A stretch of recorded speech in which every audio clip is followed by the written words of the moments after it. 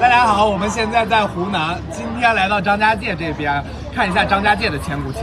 在今年年初的时候呢，刚跟大海老师看完这个三亚的千古情表演，非常震撼啊。今天我们到这儿来看一下千古情表演呢，也被誉为是一生必看的演出。我们就看看门票多少钱？哇，他这个大门做的非常的气派呀！你看这种就像魔兽世界的场景一样。今天游客好多呀，前面是售票厅，门票呢现在是298一个人，然后他每天有2场演出，一个是7点20的，一个是8点40的。我们看7点多这个啊，没想到游客有这么多啊，乌泱全是人。现在顺着人流走到这个剧院里面去看表演，天都已经黑了。这个剧场还挺大的，感觉能坐上千人啊！这前面全都坐满了，我们的座位还不错，离舞台就这么近，离得近看得清楚啊！现在是放这个大屏幕宣传片呢，马上开始了。开始了，现场先是飘下来好多的泡泡，然后有一条大金鱼在空中飞过来了。这边还有一条金鱼呢，好震撼呀！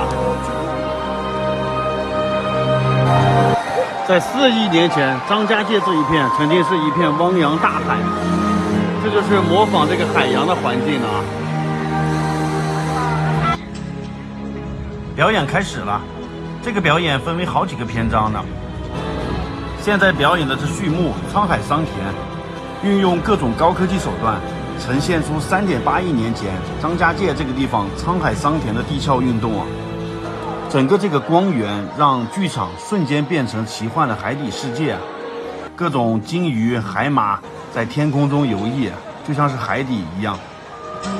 当时呢，这边发生了剧烈的造山运动啊，板块抬升。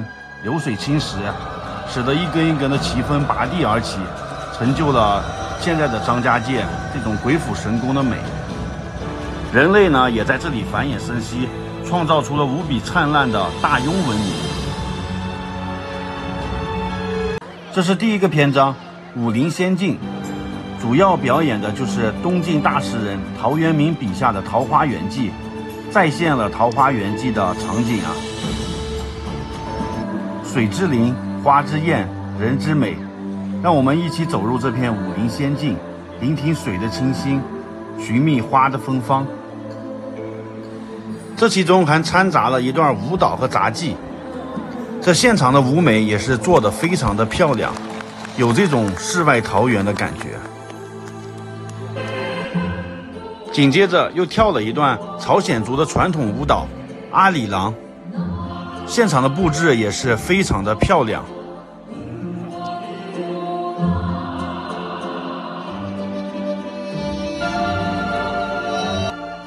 现在是第2场，天子山传说。张家界里面有一个天子山，它和土家族的民间传说有关。相传在元末明初的时候，朝廷暴政，百姓民不聊生。为了反抗压迫，土家族这边的领袖向大坤带领土家男儿奋勇抗争，现实中他赢得了胜利，却离开人世了，所以被土家族人奉为项王天子啊。这座山呢也改名为天子山。现场这个吊威亚的戏挺出乎我的意料，尤其是这一段，吊的威亚推着一个巨木出现在现场的时候，哇，真的是太震撼了。而且现场瞬间涌出了一大波的水，像是洪水爆发一样，水流量特别大，这一段超级震撼啊！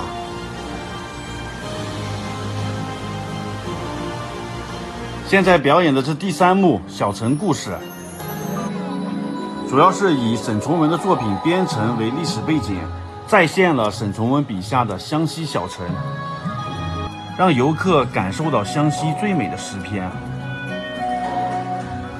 这一段的鱼伞舞非常的漂亮，尤其是倒映在水面这种上下一体的感觉，还有营造出来这种边城很安静祥和的这种氛围感，现场还是挺赏心悦目的啊。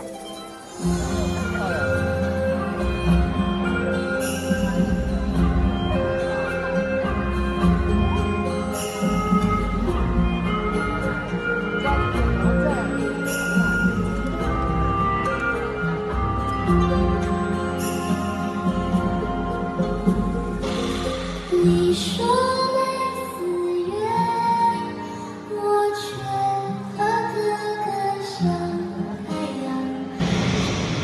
演到这里的时候，又开始上高科技了。它这个红雨伞一下就飞向空中了，在观众席的上空飞来飞去，不知道是怎么实现的。现场还挺不可思议的。更不可思议的一幕发生了。一个人拿着这个雨伞就飞入现场了，这个也是让人意想不到的。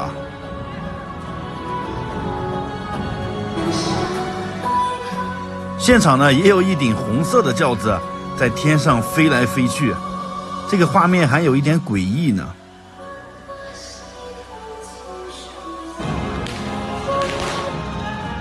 现在是第4个篇章，马桑树。他把观众的情绪又带到这种生离死别的战争了。张家界这边是一片红色的热土，它是贺龙元帅的家乡，也是红二方面军长征的出发地。在那个战火纷飞的年代，湘西男儿挺身而出，前赴后继踏上了革命征程。马桑树下的诀别，成为湘西儿女们永远不能忘记的记忆。现场演得太感人了，观众的掌声一直不断的。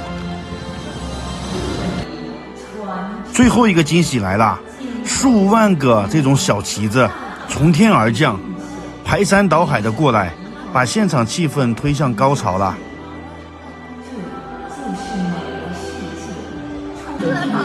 表演结束了，一共1个小时左右吧。现在演员在谢幕，现在可以退场了啊！人真的好多呀。小胖有什么感受吗？我觉得这个张家界的千古情特别体现了这种家国情怀。我是一个感情比较丰富的人，我觉得他看你都哭了，刚才。它里边体现的友情、亲情、爱情非常之丰富。小胖感情特别丰富啊！刚才有一场戏他都哭了，反正我觉得最后这个旗子出来的时候，真的有点意想不到，非常的震撼。看完表演，这外面都开始下雨了，下得好大呀！赶紧来这里躲一下。场外也有一些表演挺好看的，这个僵尸舞很有特色。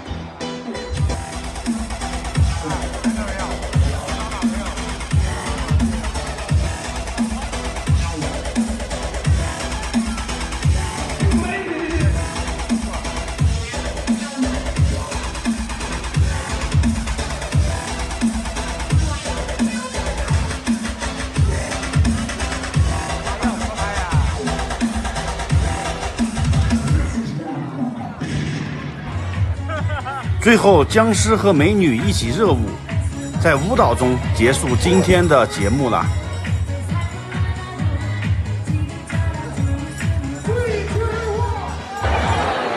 张家界千古情就看到这里啦，大家看完点个赞，拜拜，拜拜。